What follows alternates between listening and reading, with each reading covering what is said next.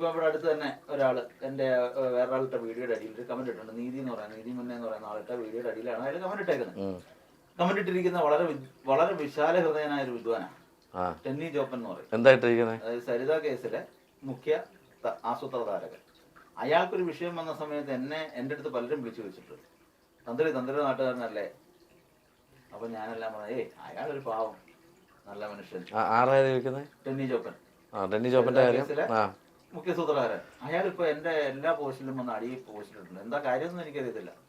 പുള്ളി ഇടക്കാലത്ത് ഞാൻ വെളിയിൽ നിന്ന് വന്ന സമയത്ത് പുള്ളിയുടെ ഒരു ശിങ്കടി ഇവിടെ പറഞ്ഞോട്ട് ഒരു സാധനം വേണമെന്ന് പറഞ്ഞു.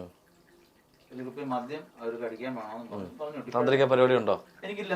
ഞാനപ്പോ അവരുടെ അടുത്ത് പറഞ്ഞു, ഞാൻ ഈ സാധനം കൊണ്ടുവരാറുമില്ല, വേറെ ആൾക്ക് കൊടുക്കാറുമില്ല, പിന്നെ പൈസ വേണേ തരാം, നിങ്ങൾ മേടിച്ച് കഴിക്കും. അങ്ങനെ വന്ന ആളുടെ 2000 ഞാൻ കൊടുത്തു.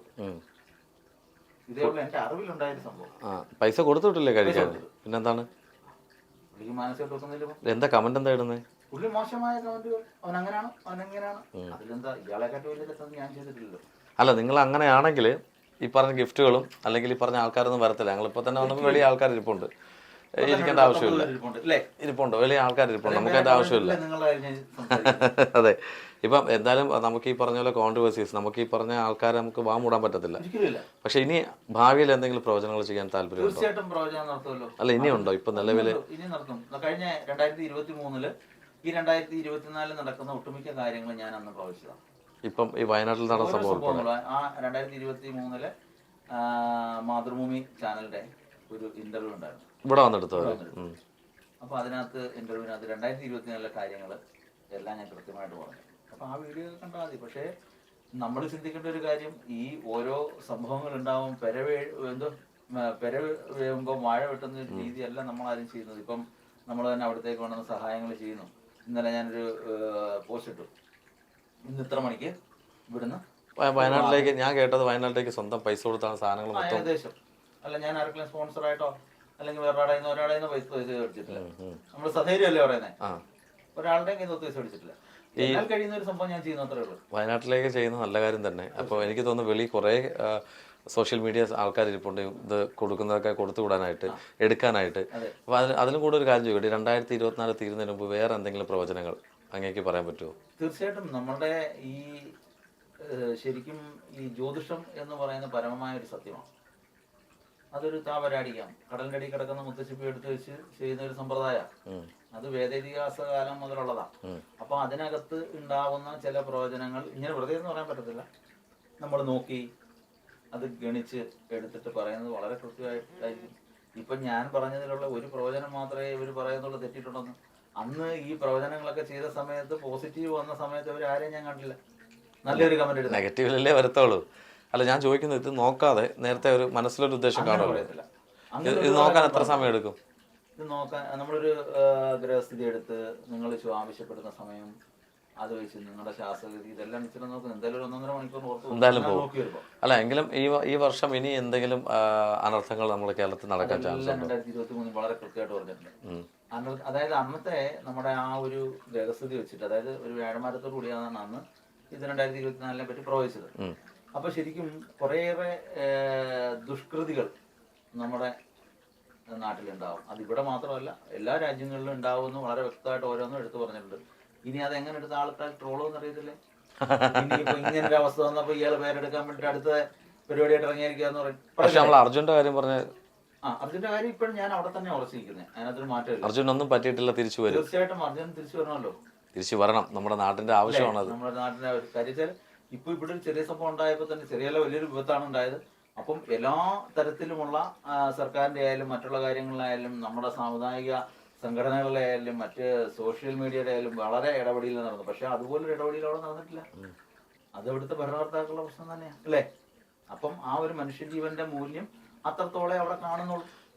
താങ്കളുടെ വാക്കുകൾ ആ കുടുംബത്തിനൊരു ആശ്വാസമാകട്ടെ. തൊട്ട് പുറകെ ഇരിക്കുന്ന ആ ഇരിക്കുന്നത് താങ്കൾ തന്നെയാണോ? അത് അതെ, അത് എന്റെ ഒരു സുഹൃത്ത്. അതൊന്ന് എടുക്കാൻ പറ്റുമോ? സ്വർണ്ണമാണോ ഇതും കിടക്കുന്നത്? ചെറിയ സ്വർണ്ണമാല, സ്വർണ്ണമാല തന്നെ. അദ്ദേഹത്തിന് സ്വർണത്തിലോട് ഭ്രമമുണ്ട്. അതെല്ലാം ഗിഫ്റ്റുകളാണ് കിട്ടിയിരിക്കുന്നത്. ഇദ്ദേഹത്തിനും കൊടുത്തു ഒരു സ്വർണ്ണമാല അല്ലേ. കണ്ടോളൂ, ഇത് കൊള്ളാം.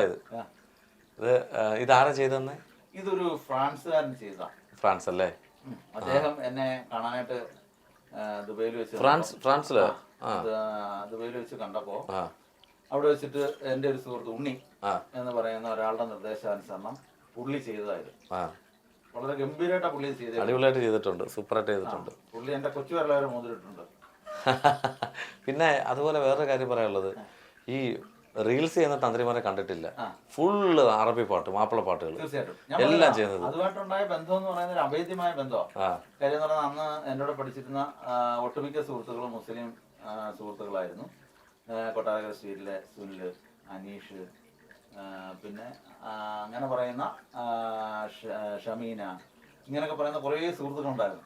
അന്ന് ഇവരോടെ എല്ലാം ഉള്ള സഹകരണം ഞങ്ങൾ ഒരുമിച്ച് ഇരുന്നുള്ള ഭക്ഷണം മുന്നിലെ റാവുത്തറ മുന്നിലെ സുല്ലും ഞാനൊക്കെ എന്ന് പറഞ്ഞാൽ ഒരു പാത്രത്തെ എന്നായിരുന്നു ഭക്ഷണം കഴിക്കുന്നത്. അന്ന് ഈ ജാതി ഭേദം മതദ്വേഷം ഇപ്പോഴും ആ ബന്ധം അതുപോലെ കീപ്പ് ചെയ്തുകൊണ്ട് പോകുന്നുണ്ട്. എപ്പോൾ അവിടെ വെച്ച് ഞാൻ അതിലെ വന്നാലും ഞാൻ അവനവിടെ ഉണ്ടെങ്കിൽ അവിടെ നിർത്തി അവൻ്റെ അടുത്ത് സംസാരിക്കാതെ പോലത്തില്ല. അതുപോലെ അനീഷ്, പിന്നെ അവിടെ സംസം ഹോട്ടലല്ലേ എൻ്റെ അടുത്ത് നിസാമ, ഇവരെല്ലാവരും ബന്ധം എന്ന് പറഞ്ഞാൽ ഒരിക്കലും നമുക്ക് പിന്നെ നമ്മുടെ ഇറച്ചി വെട്ടുന്ന തടിയനില്ലേ സ്ട്രീറ്റിൽ വരുമ്പം ലെഫ്റ്റ് സൈഡിൽ മറ്റേ നല്ല തടിയുള്ള പേര് മറന്നുപോയി. അവരെ ഞങ്ങളെല്ലാം ഒരുമിച്ച് ഒരു ബെഞ്ചിരുന്ന് പഠിച്ചവരാ. ഇവർ വിചാരിക്കും ഞാനതൊക്കെ പഠിച്ചു വെച്ചിട്ടാണ്, എൻ്റെ നാട്ടുകാരനാണ് കേട്ടോ, ഞങ്ങൾ 2 സ്റ്റോപ്പിന് ഇപ്പുറത്തുള്ളൊരു ബന്ധമാണ്. എന്നാൽ ഇന്നാണ് എടുക്കാൻ തോന്നിയെന്ന് ചോദിച്ചാൽ, കാര്യം നമ്മുടെ ചാനലിൽ ഒരു ഇതെന്ന് പറയുന്നത് മിനി സ്ക്രീനിലെ ആൾക്കാരെയാണ് നമ്മൾ പരിചയപ്പെടുത്തുന്നത്. സീരിയൽ സിനിമ താരങ്ങളുടെ മാത്രമേ എടുത്തിട്ടുള്ളൂ. ഫസ്റ്റ് ടൈമാണ് നമ്മൾ ഇങ്ങനെ ഒരു ജോത്സ്യൻ്റെ ഒരു ഇൻ്റർവ്യൂ എടുത്തിട്ടുണ്ട്. ഹരി പത്തനാപുരത്തിൽ എടുത്തിട്ടുണ്ട്. പക്ഷേ ഇത്രയും ഗിഫ്റ്റ് കിട്ടിയ ഒരു ജോത്സ്യനെ ആദ്യമായിട്ടാണ് നമ്മൾ ഇൻ്റർവ്യൂ എടുക്കുന്നത്. നമുക്ക് വേണ്ടി 2 പേര് മാപ്പിള പാട്ട് പാടണം. തീർച്ചയായിട്ടും നിർബന്ധം, അത് പാടിയേ പറ്റും. കാര്യം അതിലൊക്കെ ഫസ്റ്റ് കിട്ടിയ ആളല്ലേ. ഫേവറേറ്റ് ആയിട്ടുള്ളുണ്ട്. അനുഗ്രഹം